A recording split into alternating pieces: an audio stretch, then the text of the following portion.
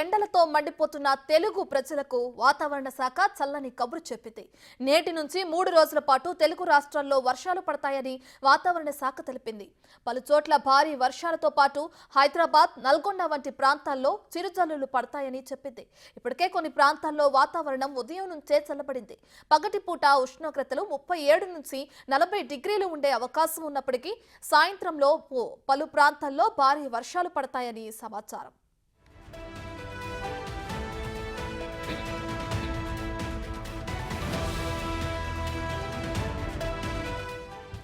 తమిళనాడులో ఈదురు గాలులతో కూడిన ద్రోణి ప్రభావంతో వర్షాలు పడనున్నాయి.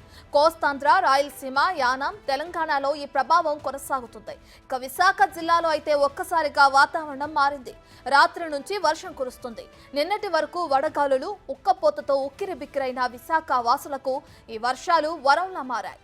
మరో 3 రోజుల పాటు ఇదే విధంగా వర్షాలు పడే అవకాశం కనిపిస్తుంది.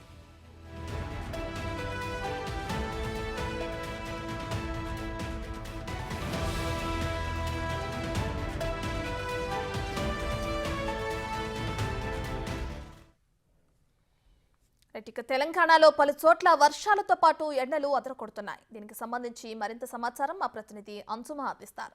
సో అంజుమా, ఇప్పటికే ఎండలతో బాధపడుతూ ఉక్కిరిబిక్కిరవుతున్న ప్రజలకి చల్లని కబురు అని చెప్పుకోవచ్చు. అటు ఏపీలో విశాఖలో ఇప్పటికే వర్షాలు ప్రారంభమయ్యాయి. ఇక తెలంగాణ పరిస్థితి ఏ విధంగా ఉంది అంజుమా? ఎస్ సర్తాజ్, కొన్ని రోజులుగా మనం చూసుకున్నట్లయితే అధిక ఉష్ణోగ్రతలతో ప్రజలు ఉక్కిరిబిక్కిరి అవుతున్నారు. ఈ సమయంలో వాతావరణ శాఖ ఒక చల్లటి కబురు చెప్పింది. రానున్న 4-5 రోజుల్లో కూడా తెలంగాణలోని పలు జిల్లాలలో కూడా వర్షాలు కురుస్తాయని, తేలికపాటి నుంచి మోస్తారు వర్షాలు కురిసేటువంటి అవకాశం ఉన్నట్లుగా కూడా వాతావరణ శాఖ తెలపడం జరిగింది. ఈ నేపథ్యంలోనే నిన్న సాయంత్రం నుంచి ఈరోజు తెల్లవారుజామున వరకు కూడా పలు జిల్లాలలో మనకు వర్షాలైతే కురవడం జరిగింది. అయితే దీనితో పాటు కూడా మనకు పగటిపూట ఉష్ణోగ్రతలు అయితే ఇప్పటికీ కూడా మనకి 46 డిగ్రీల వరకు కూడా పలు జిల్లాలలో నమోదవుతున్నటువంటి పరిస్థితులు ఉన్నాయి. సో ఒక్కసారిగా వాతావరణం చల్లబడటంతో కూడా జనాలు కొద్దిగా ఊపిరి పీల్చుకుంటున్నారు. సాయంత్రం సమయంలో బయటకు వస్తున్నారని కూడా చెప్పుకోవచ్చు. అయితే ఈ నేపథ్యంలోనే 12వ తారీఖు వరకు కూడా ఇటు తెలంగాణ రాష్ట్ర వ్యాప్తంగా మనం చూసుకున్నట్లయితే దాదాపు 19 జిల్లాలకు ఈ వర్షాల నేపథ్యంలో ఈ రోజు రేపు ఆరెంజ్ అలర్ట్ ఇవ్వడం జరిగింది. దీంతో పాటుగా ఎల్లో అలర్ట్స్ని కూడా ఇవ్వడం జరిగింది. సో నార్మల్గా మనం చూసుకున్నట్లయితే కూడా గత కొన్ని రోజులుగా మనకు హైదరాబాద్తో పాటు తెలంగాణ రాష్ట్ర వ్యాప్తంగా కూడా దాదాపు 46 వరకు అధిక ఉష్ణోగ్రతలైతే మనకు నమోదవుతున్నాయి. ఈ నేపథ్యంలోనే నిన్న సాయంత్రం నుంచి మనం చూసుకున్నట్లయితే వాతావరణంలో కొంచెం మార్పులు మనం చూస్తున్నాము.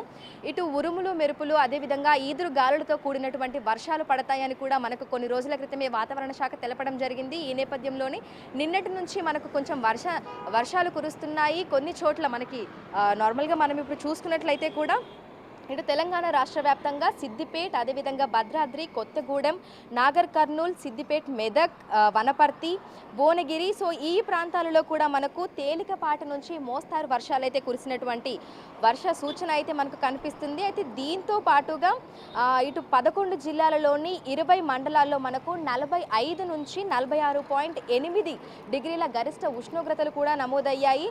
సో రానున్న అంటే 12వ తారీఖు వరకు కూడా ఇదే రకంగా ఉష్ణోగ్రతలు, అదేవిధంగా వడగాల్పులు కూడా ఉంటాయని వాతావరణ శాఖ ఇప్పటికే హెచ్చరికలు కూడా జారీ చేయడం జరిగింది. ఈ నేపథ్యంలోనే 19 జిల్లాలకు వడగాల్పుల నేపథ్యంలో ఎల్లో అలర్ట్స్ని ఇవ్వడం జరిగింది.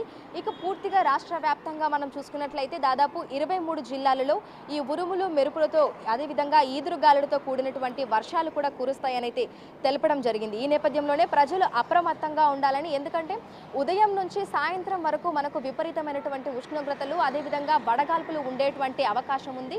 దీంతో పాటుగా సాయంత్రం ఒక్కసారిగా వాతావరణము మారడము, అదేవిధంగా ఈదురుగాలులు, ఉరుములు, మెరుపులతో కూడినటువంటి వర్షాలు కూడా ఉంటాయని వాతావరణ శాఖ ఇప్పటికే అలర్ట్స్ అయితే ఇవ్వడం జరిగింది.